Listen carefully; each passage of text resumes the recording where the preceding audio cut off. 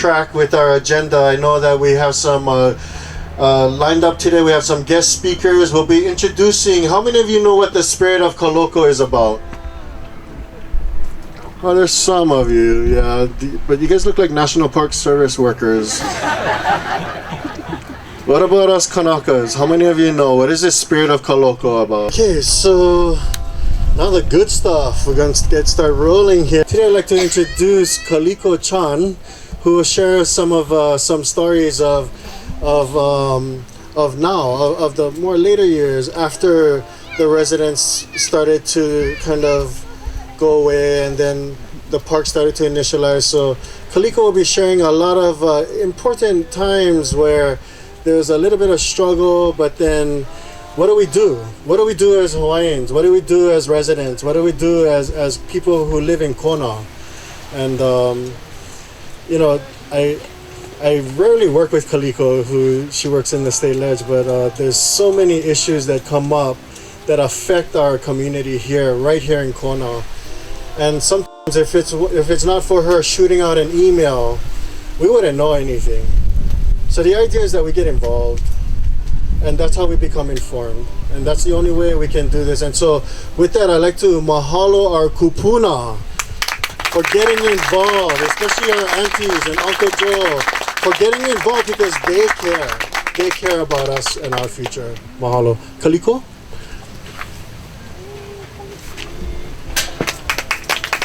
Thank you, Jim.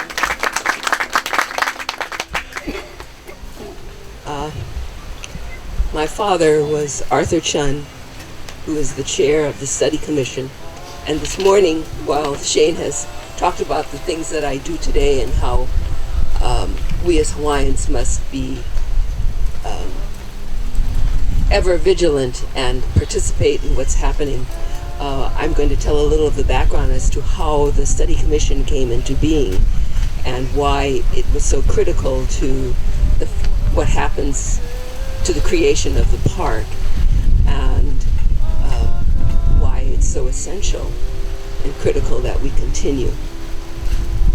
In 1971, 71, our governor was Governor Burns, and they began to talk about this area being the Gold Coast.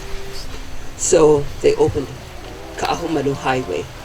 And when that happened, all the Hawaiians who lived here and knew about all of this area and how precious it is, all of Hawaii, but this area opened because of the road, and people could come down who were not Hawaiians and living and coming on the trails.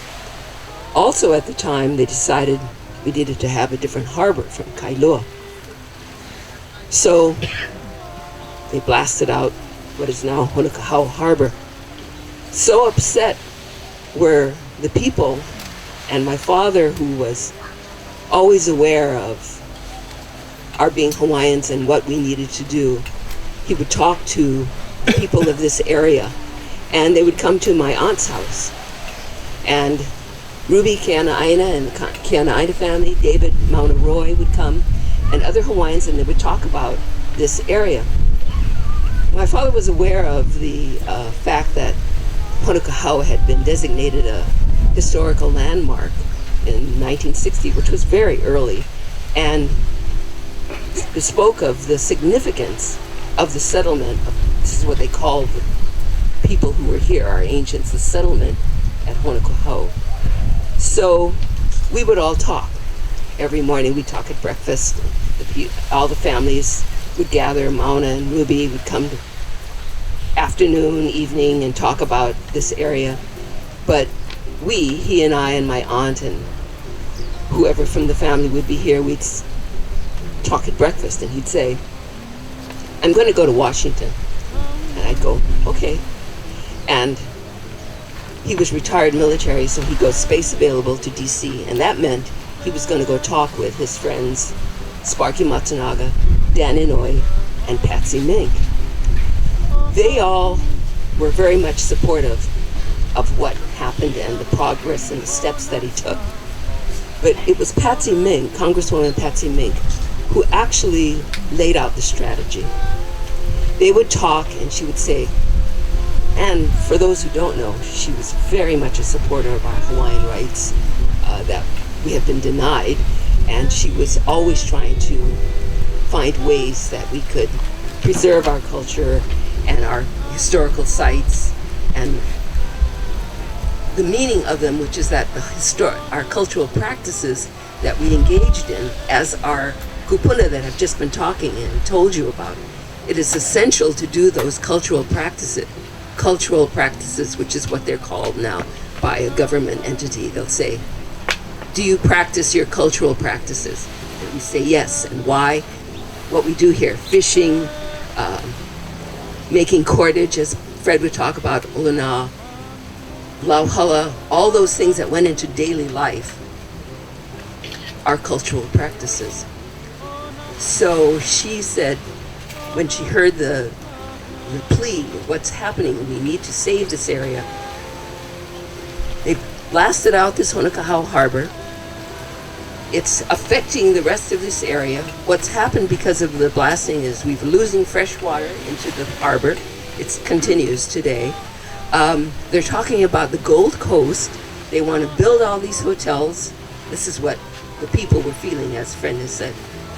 These people and the residents here, they envision that what has happened just down the way there, just beyond Kaloko, is a private development, and they had to, in agreement to have this development at Kohanaiki, they had to put in a public park area. It took years and years and years and years to do it, and now the public can access the public area at Kohanaiki. But right up against our boundary here is development, and everyone was worried about it. So he organized, and because people were so upset, hundreds of people came by the bus to protest the development of the harbor, because then and now people want to expand the harbor. It's already expanded about 3 times from the original size, but others who want development say, let's make it into a marina. Should that happen, this will be critically damaged, and we cannot allow it because of the pollution that will continue. The water will be polluted, it'll affect the water sources, and all you'll have is people coming in and enjoying, the marina effect, but it's not Hawaii. It's not Hawaiian, it's not this place. So when those busloads and hundreds of people came to protest the harbor development, Congress again took alert, and our congressional delegation of Dan Inouye, Sparky Matsunaga, Dan Akaka eventually, and Patsy Mink, how to protect this area, and the Hawaiians who were voicing their concerns. So in 1972 of July, Congress did the bill to create the study commission, which was unusual in itself because something like that had never been done. And certainly the other parks had not used a study commission method. But it was Patsy Ming's strategy that if you did this and created a commission, and then you went to all the islands, Kalaupapa included, Molokai, and talked to all of the Hawaiians and talked to them about their cultural practices and how many, because we Hawaiians, we're here from Honolulu. Yes, I have family from Kona, or if you're on Molokai, or if you're here, I have family on Molokai. Hawaiians are from everywhere, and we do not want to be disconnected from our ohana and all our islands. So they went to every island and to every Hawaiian community to talk to them, to talk about cultural practices, to talk about the connections to here and to all of Hawaii. And 2 years later, the bill actually states that the commission was to be in effect for 1 year and write its report and submit it to Congress. But it took 2 years in order to do all the work of going around. They only had $50,000 allotted to them. But in 1972, wow, when you have nothing, right? And the federal was the only way to have the resources because Hawaiians didn't have it, and we, as Fred has said, we didn't have an OHA. I don't know If we did then, we might have gone that route, but they took 2 years to do this and then to write the report, which was then submitted. Know that it was the study commission and the creation of that was the turning point for doing this and creating the information that we have today. And then they culled it to do the spirit of Kaloko Honokau. It's important that we still do this because what we know as Hawaiians and what others, if they're aware, sense, Hawaii is primeval. When you come in I came in at that entry, there's a big sign that says, Hanau ke aina, ka aina, hanau ke ali'i, hanau ke kanaka. It describes our inextricable connection with the aina. We Hawaiians cannot be separated. This is what the spirit conveys and what this designation, hopefully, we were only able to save 1,500 acres, but we had to take what we felt was critical. And there's so many historic sites here, and the fish pond, the fish trap here, the heiau, and actually the park, the harbor is there, but the congressional designation of the park cuts across the front of the harbor and over to that side, because there are sites on the other side also that needed to be included. And so people don't know this. And it was to protect here so that the harbor would have problems getting larger. So there have been bills introduced in the legislature to enlarge the harbor and create a marina. They've met with dissent from Hawaiians, and I go to testify, and we've only prevented it so far, but people say it's economic development and we need it. But if we do that, it will gradually destroy our area here, and this is all critical to us because this is our beginnings. Hawaii is primeval. We know it. We know the spirit. We don't go to church just on Sundays. Our spirit and all our kupuna are alive and they're here. We had a meeting yesterday and Nikahala spoke about how alive she was aware of the spirit here. And now when I hear Fred get impatient at our meetings, I know why, because he's got these 15 people over here on this list pushing at him. And if you grew up with any kupuna at all, I know I did, your kupuna gets impatient with you often, and they say, you know that they're saying, well, let's do it, because if Hawaiians have a job to do, the ones I grew up with, you get out there and you do it. So Fred is a little impatient at every meeting because he's got 15 people pushing him, and I am now very much aware of that, Fred. So I'll be aware when you get at our meetings, and he is quite impatient. So it's critical that we do this today, because if we don't do it, we will lose our beginnings and we'll lose ourselves. Thank you. At this time, I'd like to call up Paka. Paka, you want to come and share some manao as well? Paka's ohana is from here, Honokohau. And then after Paka, we'll have an open mic. Hopefully descendants or old residents. If not, we can open up to some malahini who like share. Okay. Hello, my name is Isaac. Everybody, most people know me as Paka. My tutuaini was Tiavia Mahi Kuakahela. Married my tutu man, John Kealoha Nihi. My tutu lady is from here. My tutu man is from KA. And my tutu man worked on the Humu'ula. The fishing was the only income that the family had here, so he needed a little bit more income. So he ended up working on the Humu'ula, moved to Oahu. My mom was actually born in Waikiki. And when she was about 2-3 years old, the family asked my tutu man and tutu lady if they could come back and help with the fishing, malama and masapa and things like came back, and a lot of what I'm about to share is thanks to Kepa Mali. I don't know if anybody knows Kepa, but he has captured a lot of the oral histories of our kupuna from this area. So if you ever get an opportunity to look at some of the interviews that he held with the kupuna from this area, wonderful reading. So he has such a way about him that he helps to stimulate memories of a lot of our kupuna. Some of the things that my mom and my auntie, who were interviewed together by Kepa, they shared with him something that I never heard in my entire life.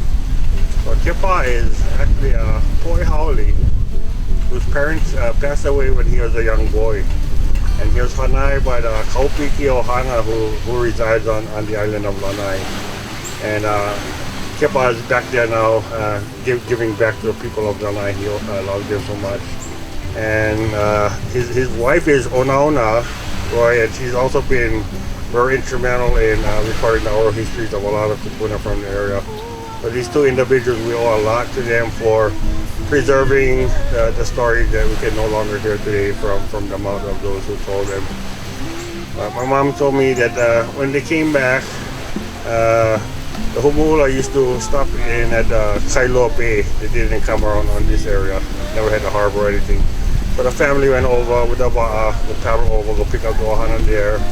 So they loaded up everything onto the ba'as, and the family was so proud to get on carpet. They're going to bring back on carpet for share with the family over here.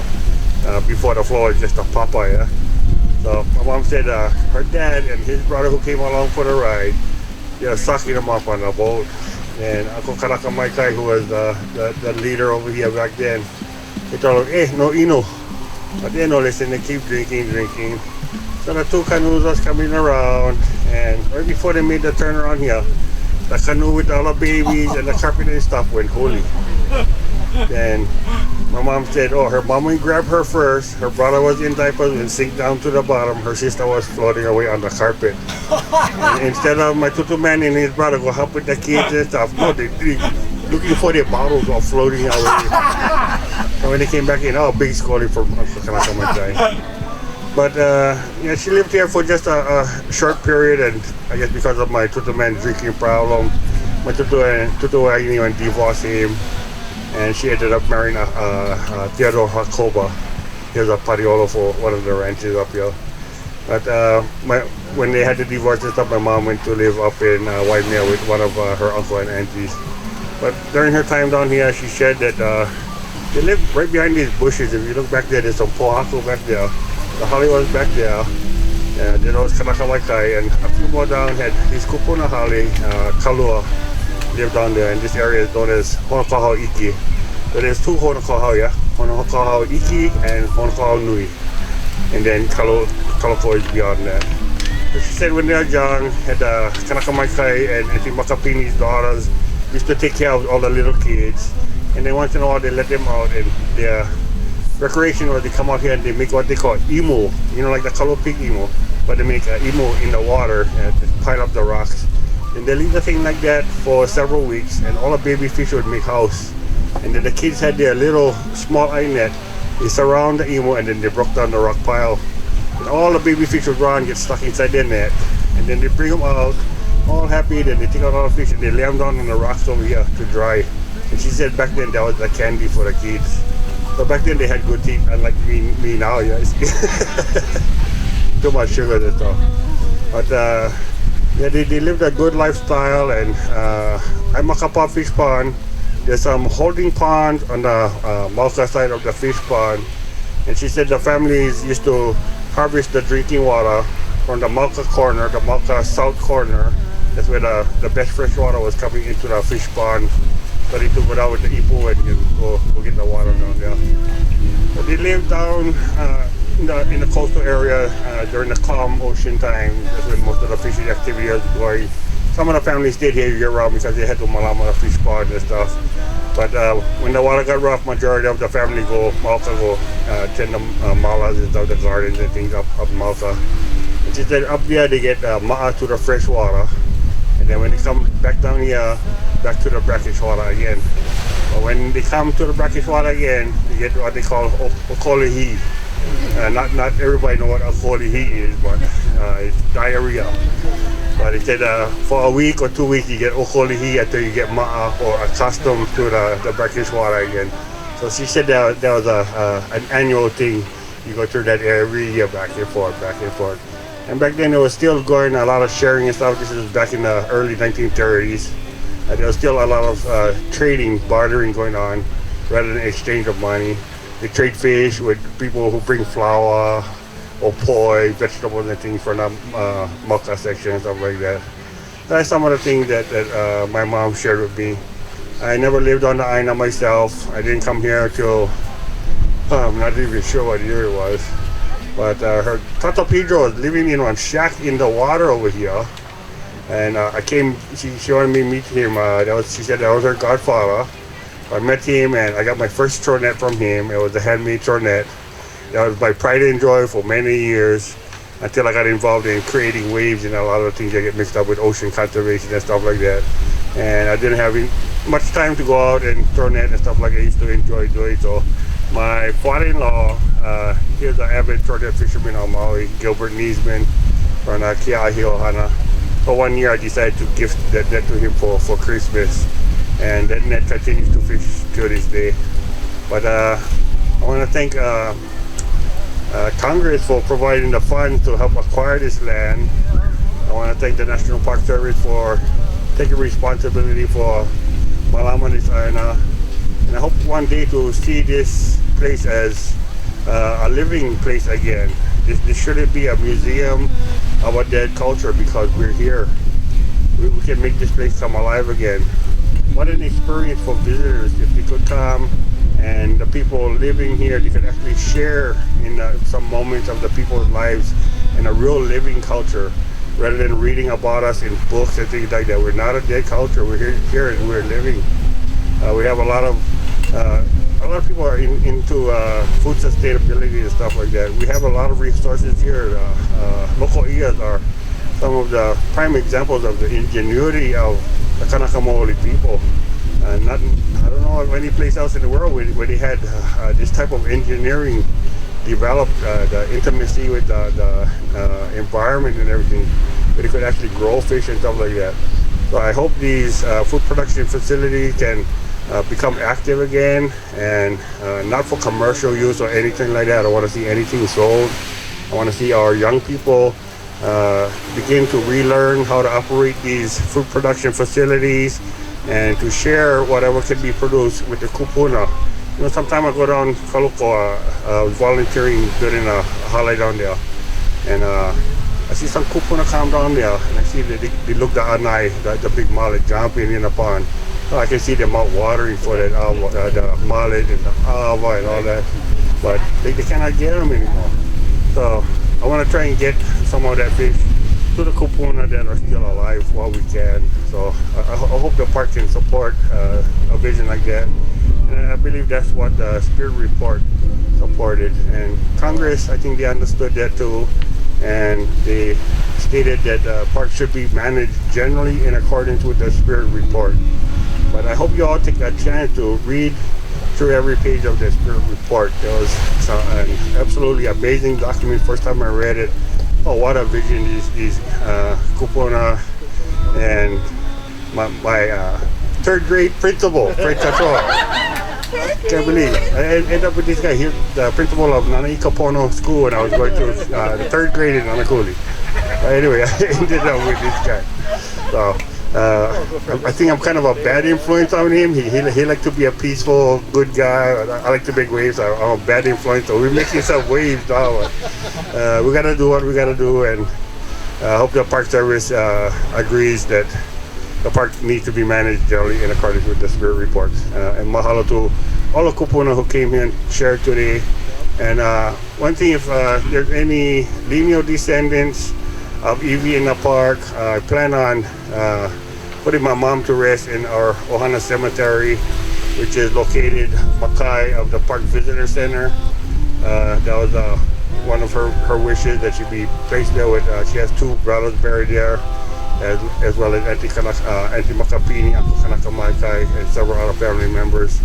So we need to kuka about what our family plans to do, and we don't want to disturb or interrupt anybody else burial there. So we want to consult. So if you can, please contact Tyler, who works with the Park Service. We're trying to get as many descendants as possible, and I think it's good to have the family from this place reconnect again. We all still here. We need to reconnect. At this time, we like to go ahead and puni. So, if I can ask all of you to Kui Luna, we're going to pa kalima and sing Hawaii Aloha, please. Yeah, and then cousin guys, you guys are musicians. You guys can start us off. We might start that. And as we sing Hawaii Aloha, we're not just going to give aloha to Jara, but also to this Aina. And then we're going to make a promise, yeah, everybody, all the descendants, and Malihini, and everybody who's connected to Honokoha Kaloko. We make one promise. We're going to read the book, right? And if you don't know how to read, Kaliko going to teach you how to read. Yeah? But no, for real kind, let's make it a promise. Let's come back and do this more often. Yeah? What do you guys think? Yeah? Yeah. Awesome. All right.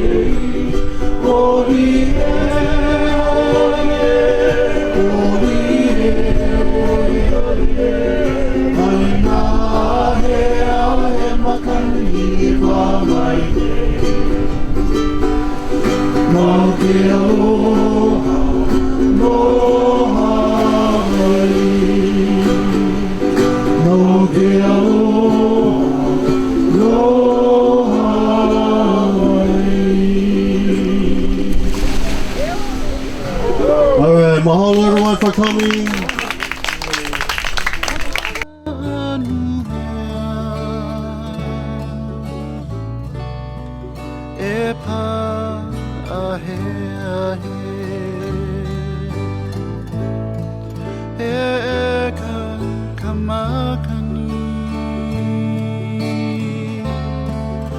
O nau nai ka i